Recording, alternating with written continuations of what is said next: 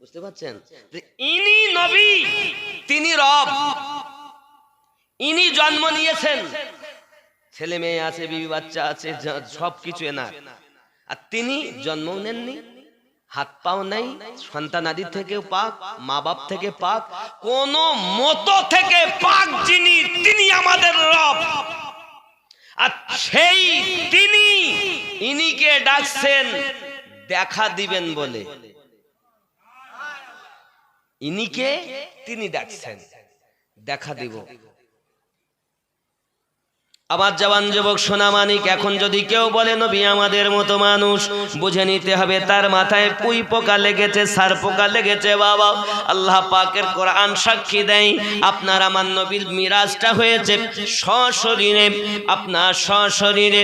রাসূল আমার অনেক ঘটনা দেখেছেন, জাহান্নাম জান্নাত দেখেছেন, আরশ কুরসি লৌহ কলম দেখেছেন, আদম থেকে ঈসা নবী পর্যন্ত সব নবীরা মুক্তাদি হয়ে নামাজ আদায় করে আমার নবীর প্রশংসা করেছেন। আব্বাজি আমার নবী একের পর এক চলে গেলেন। এমনি করে যেতে যেতে আল্লাহর হাবিব সাল্লাল্লাহু আলাইহি ওয়াসাল্লাম যখন সিদরাতুল মুনতাহাতে গেলেন, জিবরাইল আমিন বলেন আমি আর আগে যাব না, আপনি যান।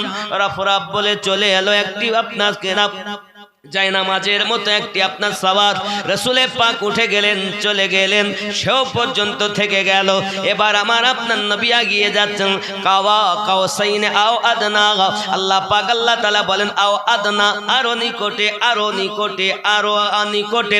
নবী আমার নালাইন পাক খুলতে গেলেন, আল্লাহ পাক বলেন নালাইন খোলো না হাবিব, এইভাবে আপনি আমার কাছে চলে আসুন। আপনার আমার নবী বলেন আয় আল্লাহ, মুসা আলাইহিস সালাম কোহে তুরে গেলেন, আপনার নালাইন পাক খুলে, আর আমি আরশে আজিমে আসব, তবু নালাইন পরিধান করি। আপনার আমার আল্লাহ পাক বলেন হাবিব, আরশে আজিম কোহে তুরের থেকে অনেক দামি, তবে আমার হাবিবের কদমের চপ্পল মোবারক নালাইন পাকের থেকে দামি নয়।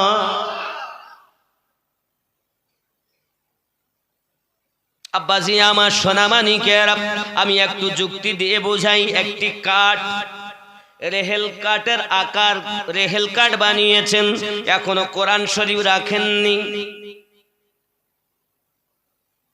এখন প্রয়োজনে আপনার একটু উঁচু জায়গা দরকার, আপনি তাতে পা দিবেন না, কারণ আপনি জানেন এটা কোরআন লাগেনি, তাও রেহেল কাঠ রূপ ধারণ করেছে, কোরআনের উপরে রাখা হবে, এতে পা দেওয়া যাবে না। যত সময় রূপ আকার ধারণ